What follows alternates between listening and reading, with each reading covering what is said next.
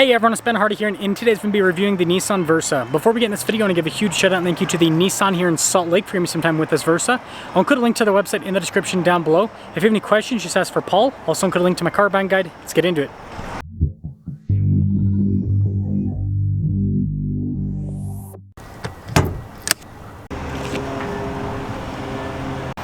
Under the hood, we have a 1.6 liter 4-cylinder that goes through a CVT. Fuel economy is 32 around town, 40 on the highway. Power output's 122 horsepower and then 114 pound-feet of torque. Before I move forward with this review, I do want to mention if you want to see more videos just like this, then I recommend you subscribe because I post content every single day. So taking a look at the hood, you guys can see nothing crazy here. Body lines are kind of hidden because of the white paint. What I do think is cool is the light design, very sharp looking, and then I like this trim that goes down. The grille's mostly blacked out. We obviously have the Nissan logo there in the center, and then there's the front end. Tire wheel setup is 195 by 65 by 15. You guys can see the wheels, pretty basic, but they do have a nice silver effect on them. Got the little splash guard behind that, and then you guys can see here with the mirror cap and the door handles unpainted, but there's your side profile. Now this leads us to the key fob, which yes is very basic. It is literally a stick-in key fob, which is actually what we do for the trunk here. Very old school with the Versa, but good cargo space once you're in there. You got a cargo net in the back as well, so if you like basic, this car has it. Taillights, I think they're pretty cool looking. You get parking sensors there in the rear too, and well, that's all. Now popping into the back, actually can't because it's locked. You can at least do that from the inside, which is nice, but anyways, you guys can see harder touch there. We've got kind of like the carbon fiber looking trim. Cloth seats here. Got a cool gray trim. Quickly pop in. Legroom. It's good. Got a little storage there. And then headroom back here is also pretty good. This now leads us up front, where again, a little bit more basic with the trim. All of our window controls. Got your mirror adjustments. Let's quick look at the mirrors. And then here's the front seat. Then you've got your manual adjustments there on the side. Stability control here. Let's get your lane departure, parking sensors, collision assistance. Steering wheel is manually adjustable too. And closing. Got the little key here.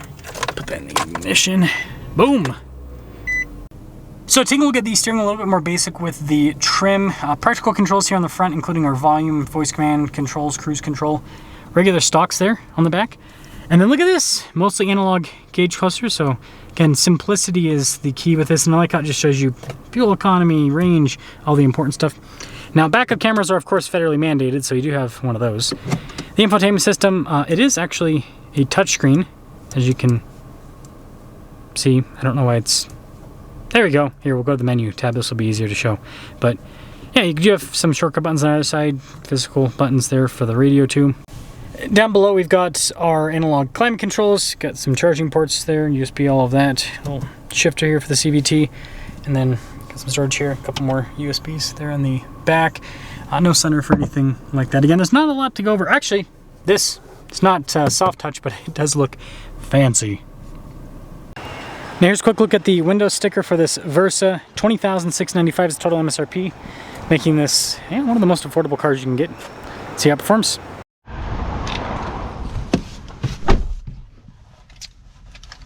Literally forgot that I had to put the key in the ignition. I review all these fancy new cars with push button start, you know? So it's a little bit different. So let's set off. And I have something that I want to pose to you guys. So someone, I can't remember who it was, but just a random person on one of the dealership lots suggested that I should do like an affordable car series. And what they said is that I should do a video where I basically talk about the best car that you can get for around $20,000 and the best car for around $30,000. If you guys want to see that, let me know in the comments below. I think that would be kind of fun to do, like a comparison with the best cars in different price categories. But anyways, let's see how the Versa drives. What I will say right off the bat is, for a dirt cheap economy car, it's actually shockingly good. The seats are pretty comfortable, which is nice. And I mean, it's pretty quiet in here as well, things considered. Again, it's not gonna have the most insulation on the planet. It's plastic though. But yeah, when I look at this interior, like, this is a lot nicer than what you'd expect in like a kind of more bare bones economy car. And suspension's not bad at all, actually. Handle this train tracks just fine. Kind of cool.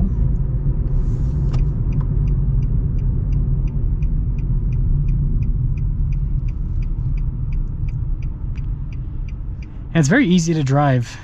I know it's kind of like a random thing to say, but it's so small and lightweight that it's one of those cars you get in and you just don't even think about it. You just kind of drive around, which is one thing that I do like about these smaller sized vehicles, is just how easy they are to actually operate. And some other stuff, the interior actually feels pretty big. You kind of sit low in the car, so it makes it feel a little bit more open, but not too low. Like, I can still see over the hood and everything just fine.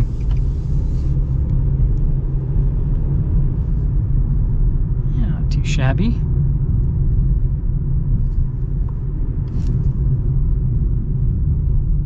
It's kind of nice. Guess we'll just go down here. It's not gonna have, this is not a power monster by any means. It's not gonna have a lot of power compared to a lot of modern cars, but it's decent fuel economy. And it's got enough power. You just kind of wring it out a little bit, which I don't think is bad. That's just kind of what you do with some cars, right? Gotta wring out the engine some.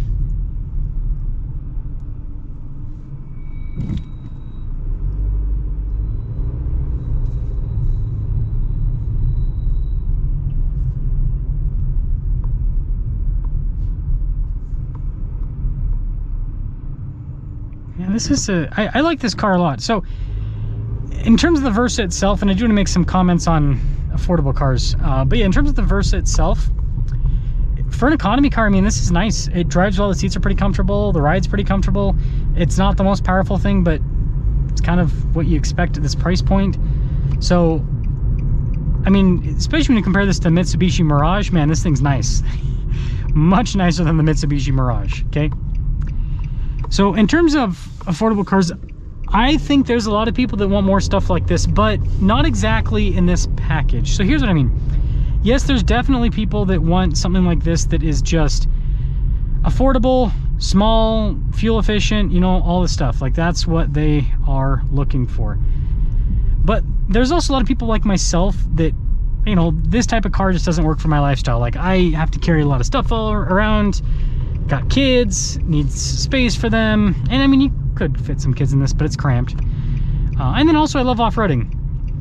So the point that I'm getting at here is, I think that this shows how cars can be more basic like this and still feel really nice. And I mean, here's my list of what I think if it would put together in a car would make it like the best car ever.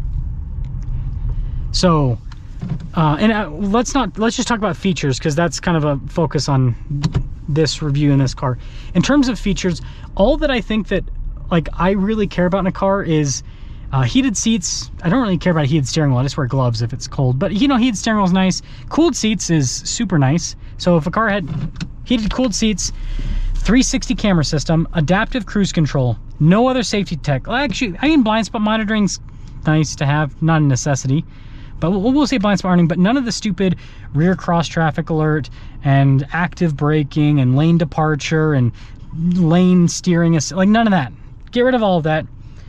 And then I don't even listen. I'll be honest, I don't even listen to music when I drive. I just listen to the car. So I don't really care about the sound system.